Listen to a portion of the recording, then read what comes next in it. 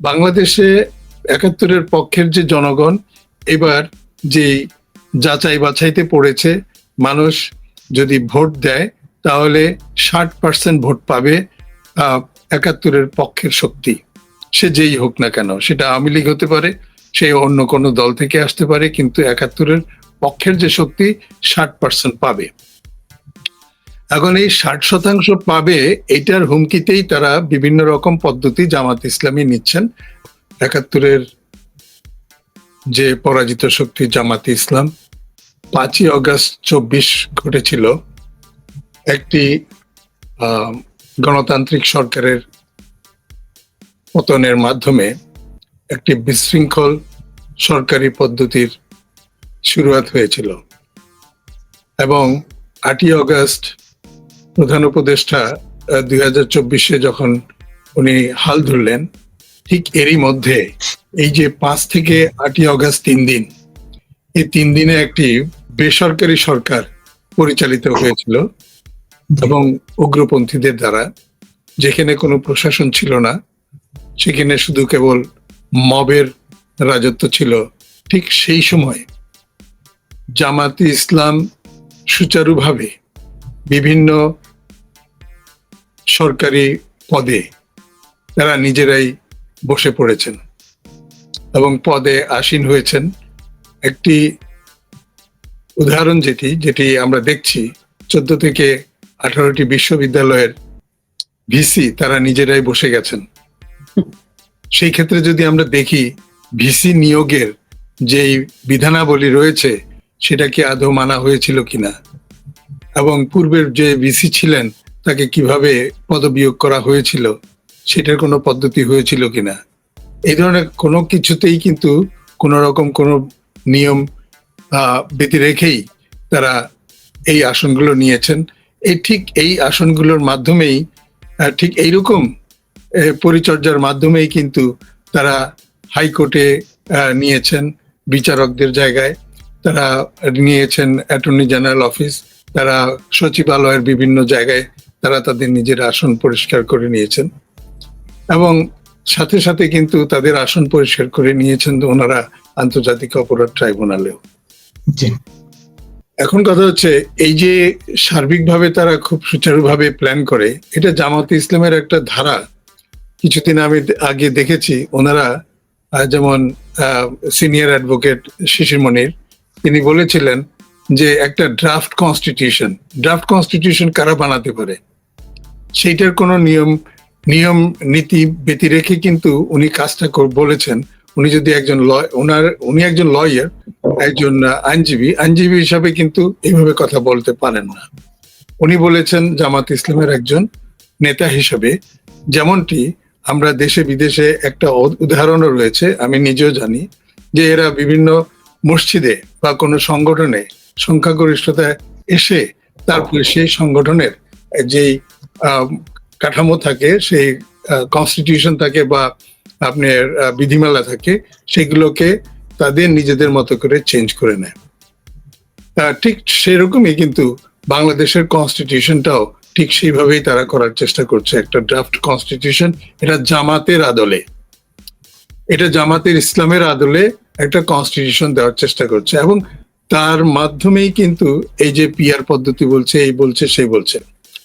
এখন দেখেন বাংলাদেশে তারা সর্বাঙ্গীনভাবে বেসরকারিভাবে আপনার উদ্ধত্তপূর্ণ ব্যবহারের মাধ্যমে, সন্ত্রাসের মাধ্যমে বিভিন্ন সরকারি পর্যায়ে জবরদখল করে যে স্থানগুলো নিয়েছেন, সেইটাকে পরিপক্কতা দেওয়ার জন্য তারা বুঝতে পারছে যে এটাই হচ্ছে তাদের মোক্ষম সময়, যেখানে বাংলাদেশে ৭১-এর পক্ষের যে শক্তিগুলো, সেটি শুধু আওয়ামী লীগ নয়, অন্যান্য শক্তিগুলোকে বিলীন করার একচ্ছত্র একটি প্রচেষ্টা চালিয়ে যাচ্ছে।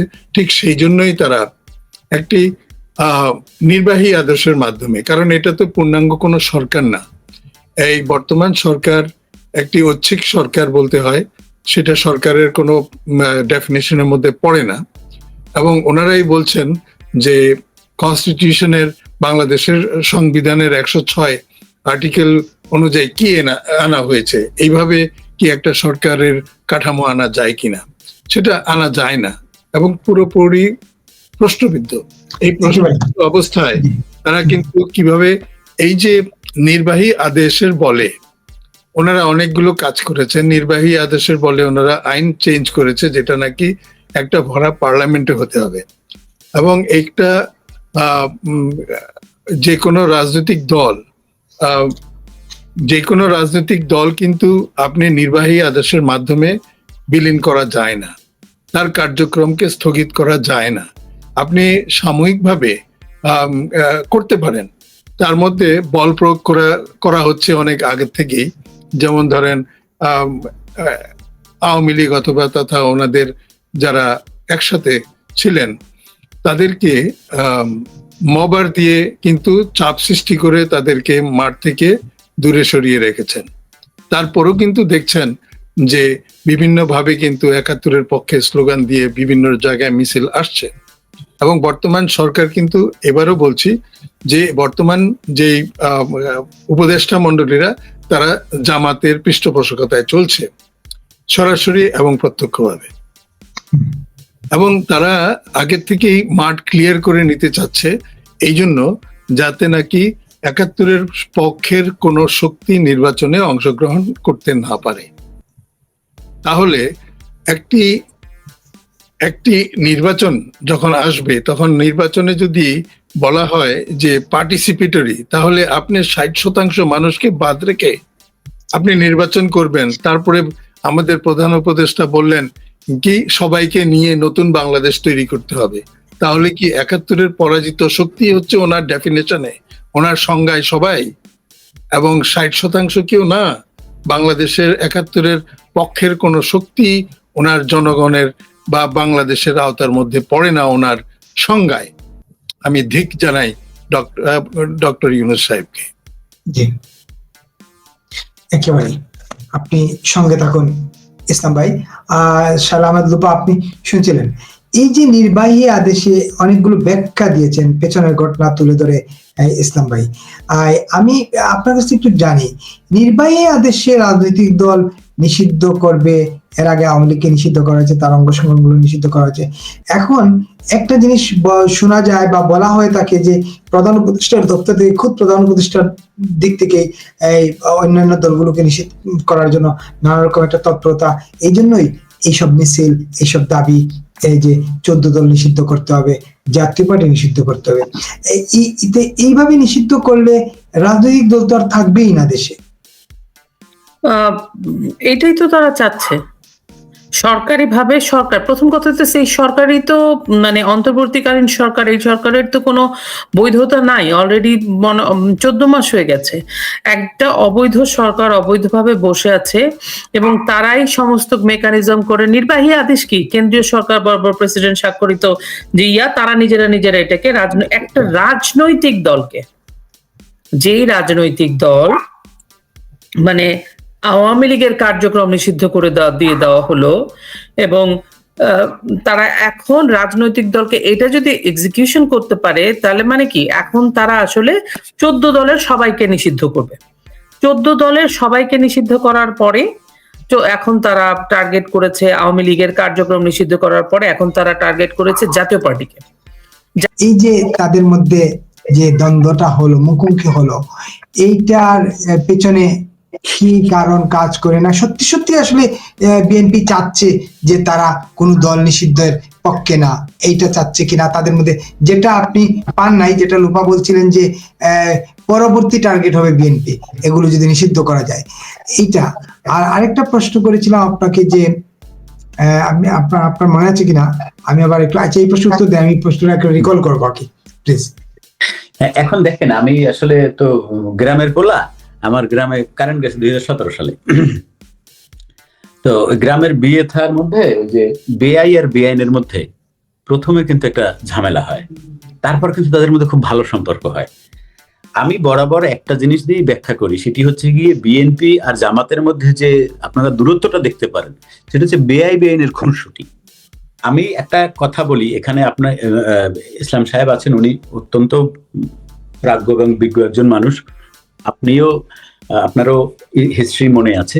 সেটি হচ্ছে আপনারা বলতে পারেন যদি আমরা 2009 সালে যে 8 সালে যে আওয়ামী লীগ ক্ষমতায় গেল, এরপরে যে নির্বাচনগুলো হলো, ওই সমালোচিত নির্বাচনগুলো যদি বাদ দেই, এই কথাটা কিন্তু আমি আপনার লাইভে আগেও একবার বলেছি, এর আগে বাংলাদেশের ইতিহাসে কি কোনো দল আছে যারা একক সংখ্যাগরিষ্ঠতা পেয়ে সংসদ বা পার্লামেন্ট গেছে? নেই। সুতরাং বিএনপির তো এখন প্রশ্নই ওঠে না। বিএনপি যদি এখন সুষ্ঠু নির্বাচন হয়, বিএনপি, আমি আপনাকে বললাম, মানে এটার প্রমাণ দিতে পারবো না, কিন্তু 100-র বেশি আসন তারা কোথাও কোনোভাবেই পাবে না। বিএনপি খুব ভালো করে জানে যে আমাদের বেআইন জামায়াত ইসলাম ছাড়া আমাদের আসলে ক্ষমতায় যাওয়ার কোনো উপায় নাই। এখন বিএনপি এবং আওয়ামী লীগের যে বিএনপি এবং জামায়াত ইসলামের যে দ্বন্দ্বটা আমরা দেখতে পাচ্ছি, এই দ্বন্দ্বটা হচ্ছে আসলে একটা লোক দেখানো দ্বন্দ্ব না।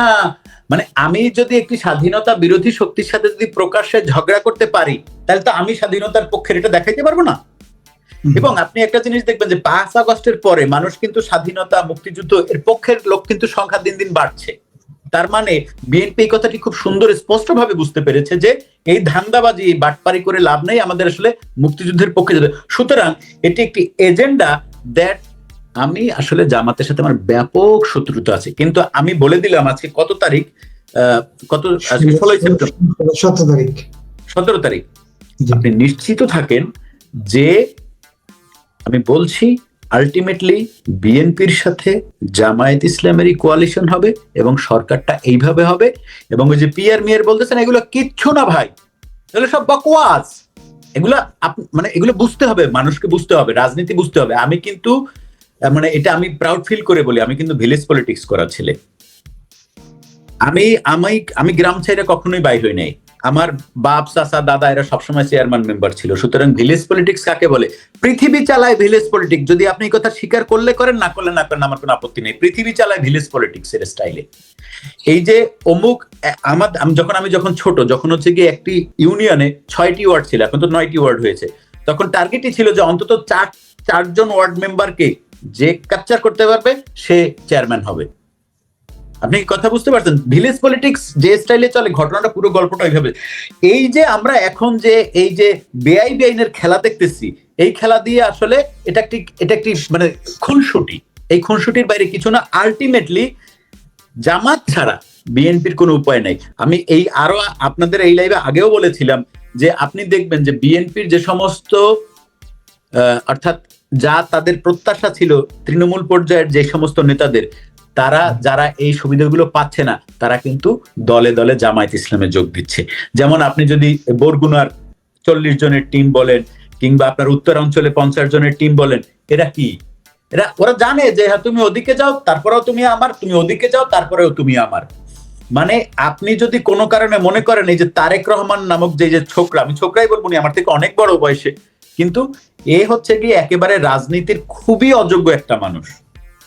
তারেক রহমান রাজনীতির কোনো যোগ্যতাই তার নাই। মানে এটা আমি নানা জায়গায় নানাভাবে বলেছি, এটার পুনরাবৃত্তি করতে চাই না। এদের মানে যা ছিল খালেদা জিয়া, ভাই খালেদা জিয়া কে?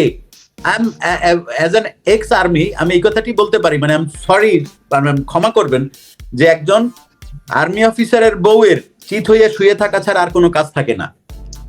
মানে বাকিটা ইন্টারপ্রেট করে একেবারে আমরা একেবারে শেষ পর্যন্ত প্রধানমন্ত্রী হয়ে গেল।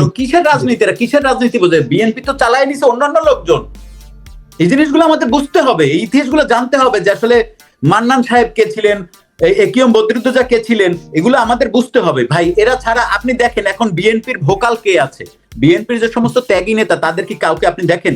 জয়নাল আবেদিন ফারুকরে ওই এসি বিপ্লব নাকে জানো পিটাইয়া শোয়াই দিল, জয়নাল আবেদিন ফারুকরে আপনি দেখেন এখন? কারণ এরা হচ্ছে কি কোনো না কোনো কারণে তারেক রহমানের হয় পয়সা দেয় নাই, অথবা কোনো কিছু কেন তারেক রহমান তাদেরকে লাভ নেই। বিএনপি এখন একটি অন্তঃশ্বাস শূন্য দল ছাড়া আর কিচ্ছু না ভাই। বিপুল ভাই বিশ্বাস করেন, বিএনপি মধ্যে কিচ্ছু নাই। প্রত্যেকদিন আপনি দেখেন, এটা আমি আগেও সরি টাইম নেওয়ার জন্য, সেটি হচ্ছে বিএনপি আজ পর্যন্ত কোথাও একটা কমিটি দিতে পারে না। যেখানেই তারা কমিটি দিতে গেছে সেখানে অন্তত জোড়া মার্ডার হয়েছে। আপনার লাইভে এই কথা আমি আরো আগে 2বার বলেছি। অসংখ্য ধন্যবাদ জনাব সাইফুল বাতেন টিটু, শাহ আহমেদ লুপা চলে গেছেন, এবং ইসলাম ভাই, ইসলাম ভাই, আপনাদের 3জনকে যারা দেখছিলেন দেখবেন, সবার প্রতি অনুরোধ বিপুল ফেসবুক পেজটি ফলো দিয়ে এবং ইউটিউব চ্যানেলটি সাবস্ক্রাইব করে আমাদের সঙ্গে থাকবেন। আমাদের আরো 2টি চ্যানেল, বিপুল টাইমস এবং মিডিয়া ওয়াচ। ভাই ইসলাম ভাই কোথায় কিছু বলতে চাচ্ছেন? আমি 30 সেকেন্ডে শেষ করব। এটা যে আমি আমার ভাইয়ের সম্পূরক ভাবে আমি সবসময় এই কথাটা বলেছিলাম যে জিয়াউর রহমান সাহেব যখন বিএনপি গঠন করে তখন শুধু স্বাধীনতার ৭১-এর স্বাধীনতার সপক্ষের মানুষকে দিয়েই যে করেছে তা নয়, উনি কিন্তু তুলে তুলে হাতে তুলে তুলে চুনে চুনে মুসলিম লীগ এবং মানে ৭১-এর পরাজিত শক্তিদেরকে কি জানি এই বিএনপিতে এনেছে, এবং অন্য সাথে বলে যে অনেকগুলো দলকে আমি রাজনীতি করার পথ উন্মোচন করে দিয়েছি। বহুদলীয় গণতন্ত্র, তার মানে এটা একটা ধাঁধা তৈরি করলো। কিন্তু উনি জামাতি ইসলাম তথা মুসলিম লীগ সেই অংশটাকে বাংলাদেশের রাজনীতিতে আনার যে একটা সুড়ং তৈরি করে দিয়েছেন, খাল তৈরি করে দিয়েছেন, এটার ফসল এখন দেখা যাচ্ছে। আরেকটি জিনিস হচ্ছে যে এই নির্বাচনে যেটা হবে বিএনপির ভিতরে যারা মুক্তিযোদ্ধা রয়েছেন এক অংশ, যারা মুক্তিযুদ্ধের বিপক্ষের লোকজন রয়েছেন, ৭১-এর বিপক্ষের লোকজন রয়েছে, তারা সকলেই বিএনপির পতাকা নেবে, ধানের শীষ নেবে, ভোট কেন্দ্রে গিয়ে জামাতকে ভোট দেবে। ইসলাম ভাই, আমি সরি আমাকে 30 সেকেন্ড দিতে হবে। সেটা হচ্ছে ইসলাম ভাই, আমার একটি বিখ্যাত হিট একটি স্ট্যাটাস আছে এবং যেটি আমি ভিডিও করেও বলেছি, এটা কিন্তু সারা বাংলাদেশে ভাইরাল হয়ে গেছে। সেটা কি জানেন? আমার মনে হয় আপনি শুনলে লাইনটি খুশি হবেন। লাইনটি হচ্ছে এরকম যে যারা চক্ষু লজ্জার কারণে জামাত করতে পারে না তারাই বিএনপি করে। মানে চক্ষু লজ্জা না, তারা যে কোনো কারণে জামাত করতে পারতেছে না, এখন তারা বিএনপি করে।